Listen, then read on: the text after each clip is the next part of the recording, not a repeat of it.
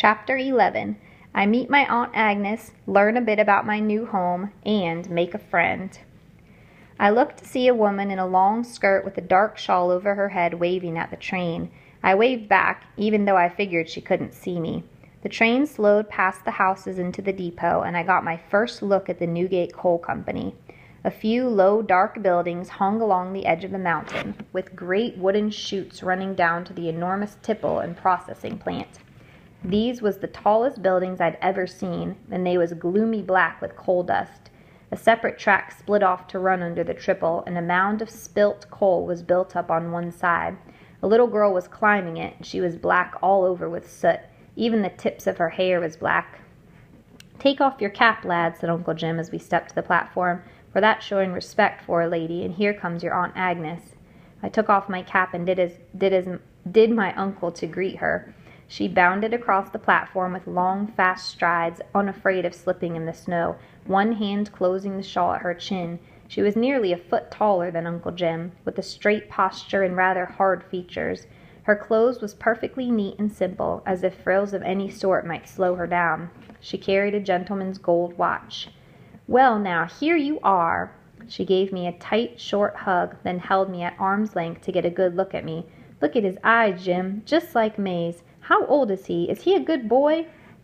"Oh, yes, Agnes, pleasant company he was on our long trip, well-mannered and eager to please." "Isn't that lovely, Jim? Oh, but he's lanky, probably restless, too. It goes with long bones." "Now, don't set too much in his shape, Agnes. You never know with boys. They go through many changes till they're grown."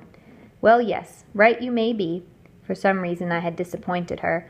Maybe she remembered how I killed her sister, or maybe she knew about my habit of spinning tales. I shifted my feet and turned my hat in my hands a few times. Aunt Agnes pulled out her watch, then snapped it shut. "We must be off," she announced. "I want to warm you up by the fire before lunch. Otherwise the grip might sit in." We left the depot, my aunt in the lead pulling me along by the hand, my uncle hobbling after us. By now the gray sky seemed to be splitting open with snow. It fell fast and thick, obscuring everything around me, covering the wooden sidewalks and the dirt road through town. We walked to the front row of houses and entered the one in the middle. Aunt Agnes sat me in a chair by the coal stove in the center of the room and wrapped me up in 2 shawls. She pulled out a tiny brown bottle of something or other from her doctoring bag and rubbed it into the back of my neck. "Here's where the grip sets in," she said. "Once it's in your throat, you might as well go to bed, for you'll be sick a week or more at least." "Oh, but your aunt is good with medicines and poultices," said Uncle Jim as I sat there all bundled up.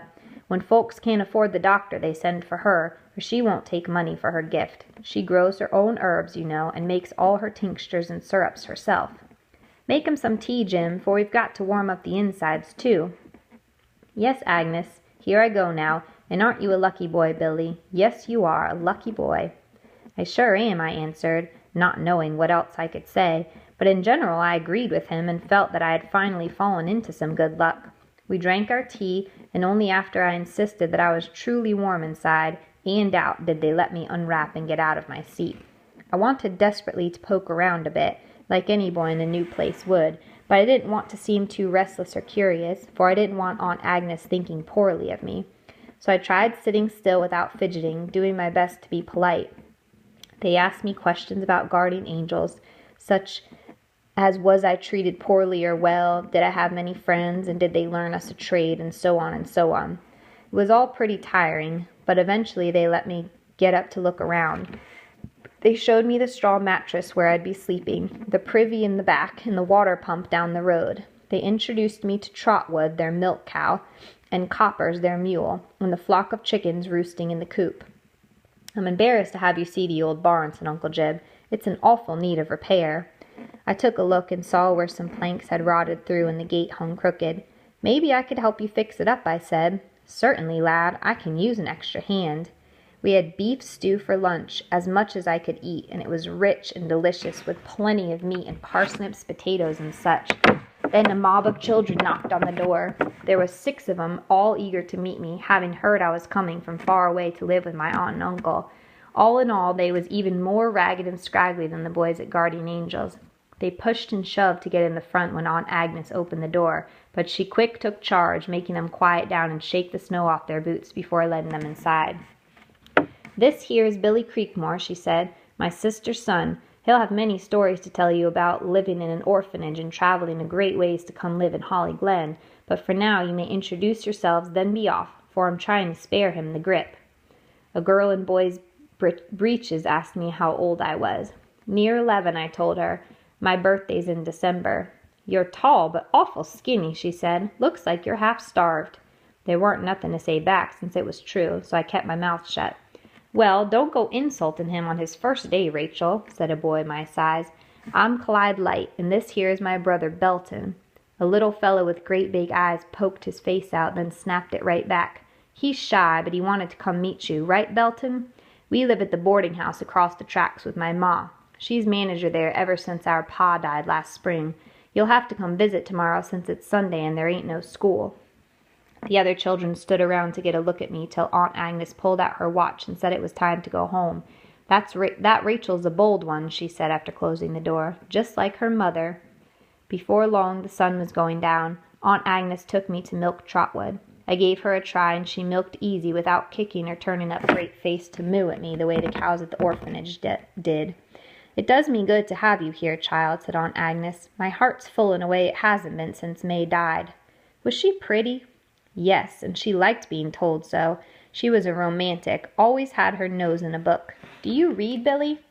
"I can read some, but I'm not one for books. Can't sit still long enough to get through one." "Neither can I, Billy. Long as there's work to be done, I'm up and about. Then I'm too tired to read." By the time we was done, it was dark outside. The three of us sat down again for more stew. Then it was time for bed.